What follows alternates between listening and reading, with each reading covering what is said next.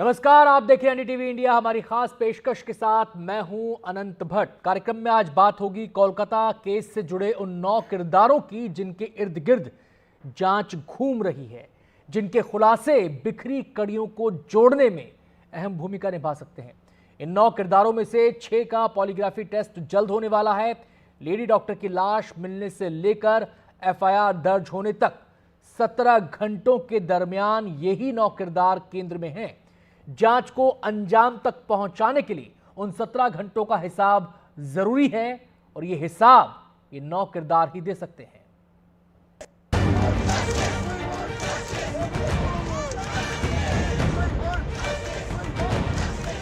कोलकाता की सड़कों से दिल्ली में सुप्रीम कोर्ट तक जिस एक घटना ने सबको झंझोड़ कर रख दिया, वो है आरजी कर मेडिकल कॉलेज में ट्रेनी डॉक्टर के साथ बलात्कार और निर्मम हत्या की घटना। एनडीटीवी ने जब इसकी जांच पड़ताल तेज की तो इस जघन्य हत्याकांड में 9 किरदार सामने आ रहे हैं। किरदार नंबर 1, संजय रॉय, बलात्कार और हत्या का आरोपी। किरदार number 2, Sandeep Ghosh, medical college के तत्कालीन प्रिंसिपल। किरदार नंबर 3, अस्पताल का असिस्टेंट सुपरिटेंडेंट जिसने हत्या को सबसे पहले आत्महत्या कहा। किरदार नंबर 4, सौरभ, संजय रॉय का दोस्त जिसके साथ वारदात वाली रात शराब पी। किरदार नंबर 5 से 8, वो 4 डॉक्टर जिनके साथ पीड़िता ने खाना खाया। और किरदार नंबर 9, एएसआई अरूप दत्ता जिसके निकले संजय रॉय के साथ कनेक्शन। इन किरदारों के इर्द गिर्द ही सारी जांच और साजिशों की थ्योरी को खंगाला जा रहा है। इसमें ताजा कड़ी उन 4 डॉक्टरों और डॉक्टर संदीप घोष से जुड़ती है जिनका पॉलीग्राफिक टेस्ट सीबीआई करवाने जा रही है। जब घोष की गर्दन बहुत ज्यादा फंस गई तो पश्चिम बंगाल सरकार उनके साथ याराना से पल्ला झाड़ती दिख रही है। डॉक्टर संदीप घोष, इससे पहले संदीप घोष को आरजी कर मेडिकल कॉलेज एंड हॉस्पिटल के प्रिंसिपल पद से हटा दिया गया था। बाद में उस निर्देश को भी रद्द कर दिया गया जहां उन्हें दिए गए कार्यभार से हटा दिया गया था। अब भी वो स्वास्थ्य विभाग के ऐसे किसी ओएसडी पद पर नहीं हैं। आपको बता दें कि ऐसी कोई पोस्ट नहीं है। अब बात सीबीआई जांच में नई प्रगति की। सीबीआई को लगता है कि 7 दिन से लगातार पूछताछ के बावजूद डॉक्टर संदीप घोष अपना मुंह ठीक से नहीं खोल रहे हैं। सीबीआई को डॉक्टर घोष पर पूरा शक है कि वो बहुत कुछ छुपा रहे हैं और इस बलात्कार और हत्याकांड के पीछे कोई गहरी साजिश है। ऐसे में सीबीआई संदीप घोष का पॉलीग्राफी टेस्ट कराना चाहती है ताकि सच सामने आ जाए। इसीलिए सीबीआई सिर्फ डॉक्टर घोष की पॉलीग्राफी तक ही सीमित नहीं रहना चाहती, बल्कि सीबीआई की नजर उन 4 डॉक्टरों पर भी है जिन्होंने पीड़िता के साथ हत्या की रात डिनर किया था। दरअसल सीबीआई उन 4 डॉक्टरों के जरिए डॉक्टर घोष की लीपापोती पर से भी पर्दा उठाना चाह रही होगी, जिनके पक्ष में कोई पॉइंट नहीं दिखता। उनका पीड़िता को अपनी बेटी के समान बताना भी महज एक बयान भर लगता है। इसका कारण है मेरा बदनामी हो रहा है सोशल मीडिया में। मेरा मुख पे कुछ भी बोली जा रहा है इसके कारण से। और एक ये जो लड़की का डेथ हुआ डॉक्टर, ये लड़की मेरा लड़की जैसा है, लेकिन मैंने उसको बचाने का कोशिश तो पूरी किया, लेकिन हमारा जो डिपार्टमेंट है, हमारा डिपार्टमेंट चेस्ट डिपार्टमेंट में उसका डेथ हो गया। इतना तो साफ हो गया कि पिछले 7 दिनों में संदीप घोष ने 88 घंटों की पूछताछ में सीबीआई को ऐसा कुछ भी नहीं बताया है जो इस केस को सुलझाने में कारगर साबित हो। लगता है कि डॉक्टर घोष अपने सीने में एक बड़ा राज छुपाए बैठे हैं। उसी राज से पर्दा उठाने के लिए पॉलीग्राफी टेस्ट कराया जा रहा है। सीबीआई उन 4 डॉक्टरों से जानना चाहती है कि कत्ल की उस रात पीड़िता की उनसे क्या बात हुई, पीड़िता ने खाने में क्या क्या लिया था, खाना खाने के बाद पीड़िता कहां गई, वो 4 डॉक्टर डिनर के बाद कहां गए। सीबीआई के लिए वो 4 डॉक्टर इसलिए महत्वपूर्ण हैं क्योंकि उन्होंने ही संजय रॉय के अलावा पीड़िता को उस रात जिंदा देखा था। मुख्य आरोपी संजय रॉय ने बड़ी आसानी से अपने जुर्म को कबूल कर लिया और पॉलीग्राफी टेस्ट के लिए भी हामी भर दी है। लेकिन सीबीआई को संजय रॉय के साथ साथ संदीप घोष पर पूरा शक बना हुआ है। संदीप घोष को लेकर बहुत सारे सवाल तो सुप्रीम कोर्ट के पास भी हैं। One aspect which is extremely disturbing. GD entry in regard to the unnatural death is recorded at 10:10 in the morning, That's correct. right? So Right. at 10:10, the police station, in this case, the Tala police station. Tala PS is informed at 10:10 that there's Yeah. an unnatural death. Yes. Notwithstanding all this, the securing of the crime scene and the seizure and everything takes place at 11 o'clock, 11:30 in the night. इनके अलावा CBI की नजर कुछ और किरदारों पर भी है। सीबीआई उस असिस्टेंट सुपरिटेंडेंट से भी पड़ताल में लगी है जिसने पीड़िता की हत्या को आत्महत्या बताया था। वही वारदात के दिन संजय रॉय को शराब पिलाने वाले सौरभ से भी सीबीआई को बहुत सारी अहम जानकारी मिली है। खबर यह भी है कि संजय रॉय बलात्कार और हत्या के बाद सौरभ की बैरक में ही जाकर सोया था। वहीं सीबीआई एएसआई अरूप दत्ता को जल्द ही पूछताछ के लिए बुला सकती है, जिनके साथ मुख्य आरोपी संजय रॉय की साठगांठ का शक है।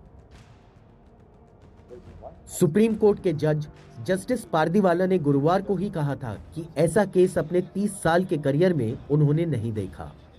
जाहिर है कि सीबीआई के लिए भी इस केस को सुलझाना एक कठिन चुनौती है। पॉलीग्राफी टेस्ट कोर्ट में सबूत के तौर पर तो मान्य नहीं, लेकिन इससे केस को नई दिशा मिल सकती है। वहीं इस मामले में डीएनए रिपोर्ट का इंतजार है। तकनीकी और वैज्ञानिक जांच से साफ हो पाएगा कि इस मामले में क्या कोई बड़ी साजिश है या फिर वारदात करने वाला संजय राय केवल अकेला है।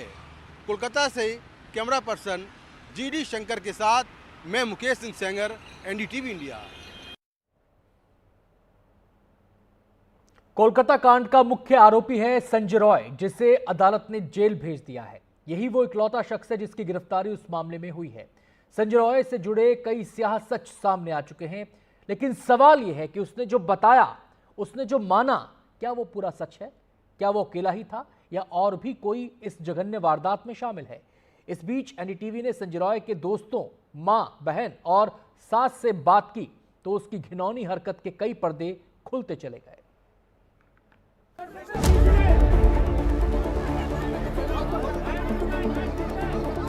कोलकाता कांड का मुख्य आरोपी संजय रॉय पर आरोप है कि वो लड़कियों को छेड़ता था, दिन रात शराब पीता था, पुलिस को भी धमकाता था, 4 शादियां तक की, लेकिन उसके बुरे बर्ताव से बीवियां भाग गईं। ये आरोप उसके दोस्त ही लगा रहे हैं, जिन्होंने एनडीटीवी पर उसका कच्चा चिट्ठा खोलकर रख दिया।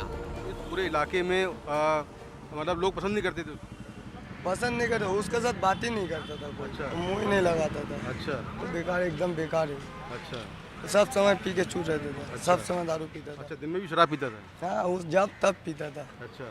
और पुलिस की धमकी देता था? हाँ, वो तो बोलता था पुलिस है। अच्छा। वॉलंटियर पुलिस है। अच्छा। बोलता था, सुना हम लोग। तो लोग डरते थे क्या उससे? यहाँ पर यहाँ पे कोई नहीं डरता था। काहे डरेगा यहाँ पे? यहाँ को चोरी चमारी करे उससे डरेगा। पुलिस यहाँ पे नहीं बोलता, दूसरा जगह का बोलता नहीं जाने।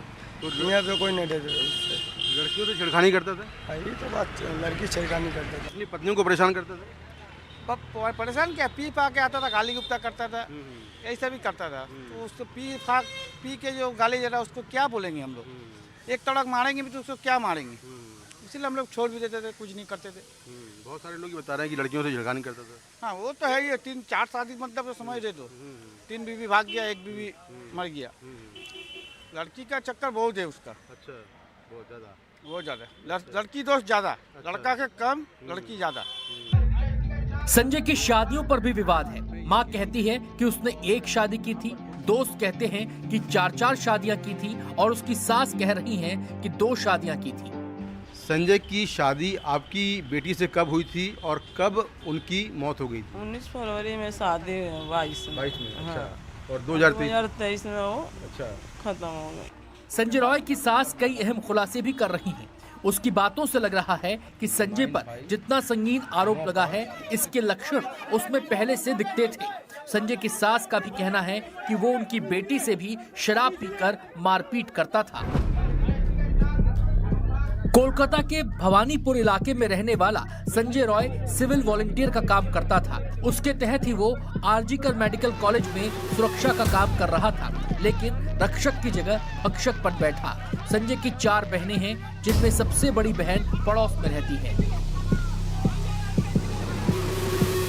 पर एक लड़की की मर्डर और रेप के आरोप लगे हैं, क्या आप मांग करती हैं, क्या आपकी संजय को सज़ा मिले या आपको लगता है कि वो निर्दोष है?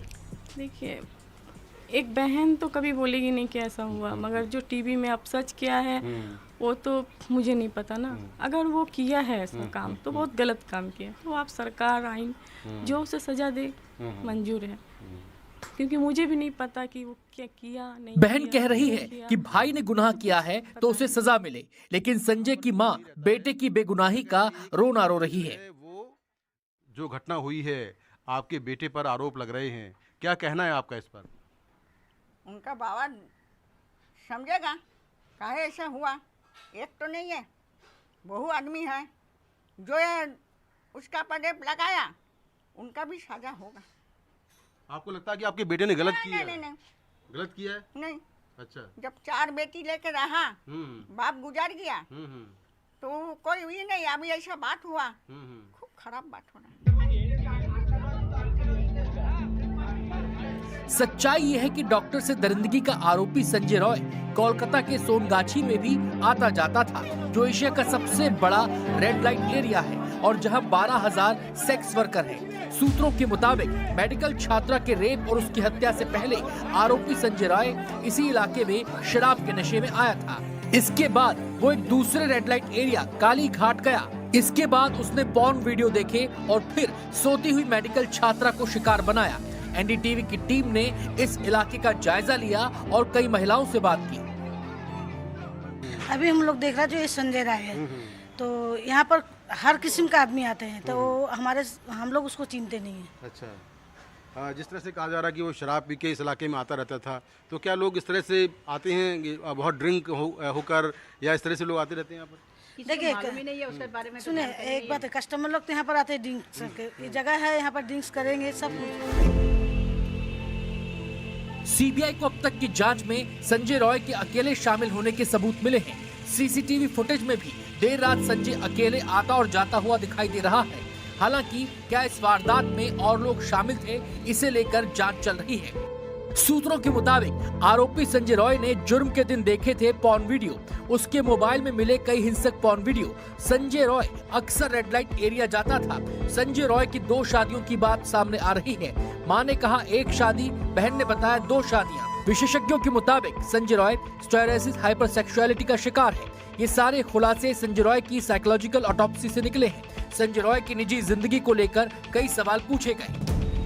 सीबीआई को इस केस में डीएनए रिपोर्ट का इंतजार है। इस केस में सिर्फ डीएनए टेस्ट की रिपोर्ट सबसे महत्वपूर्ण है। डीएनए रिपोर्ट से साफ हो जाएगा कि सिर्फ एक ही आरोपी है या कुछ और लोगों के भी कुछ सैंपल मिलते हैं। संजय रॉय के बारे में जो जानकारी मिल रही है, वो जानकारियां उस पर लगे आरोपों को पुख्ता बना रही हैं। कोलकाता से मुकेश सिंह सेंगर की रिपोर्ट, एनडीटीवी इंडिया के लिए।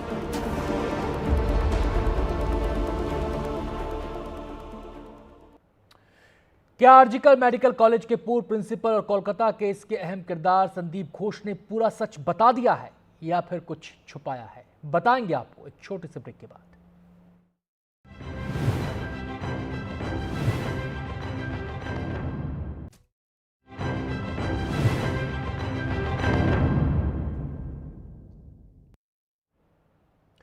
कोलकाता केस में संजय रॉय के बाद जिस नाम की चर्चा सबसे ज्यादा हो रही है, वो है आरजीकर मेडिकल कॉलेज के पूर्व प्रिंसिपल संदीप घोष। संदीप से 88 घंटे की पूछताछ हो चुकी है, लेकिन सीबीआई को लगता है कि संदीप के सीने में अभी कई राज छुपे हुए हैं। जिस तरह से वारदात के चंद घंटों में ही संदीप को दूसरी जगह पोस्टिंग मिल गई, उससे शक और सवाल गहरे हो जाते हैं। कोलकाता कांड की जांच सीबीआई के हाथों में गए 10 दिन हो गए, लेकिन अब भी सवाल यही है कि जांच कितने कदम आगे बढ़ी है। सबसे बड़ी मुश्किल पूर्व प्रिंसिपल संदीप घोष से पूछताछ में आ रही है। उनके बारे में कहा जा रहा है कि वो जांच एजेंसियों की मदद नहीं कर रहे हैं। सीबीआई सूत्रों के मुताबिक संजय के बयानों की तस्दीक और ये जानने के लिए कि क्या वो सच बोल रहा है, पॉलीग्राफी टेस्ट जरूरी है। हालांकि अब तक की जांच में यही साफ हुआ है कि वारदात में संजय अकेले शामिल था, लेकिन इसमें जो बाकी किरदार हैं उनकी क्या भूमिका है, इसके लिए साजिश की जांच करना बेहद ज़रूरी है।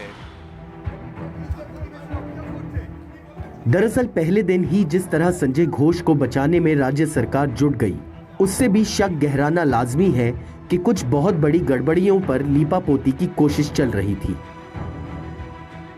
कोलकाता से मुकेश सिंह सेंगर की रिपोर्ट, एनडीटीवी इंडिया के लिए।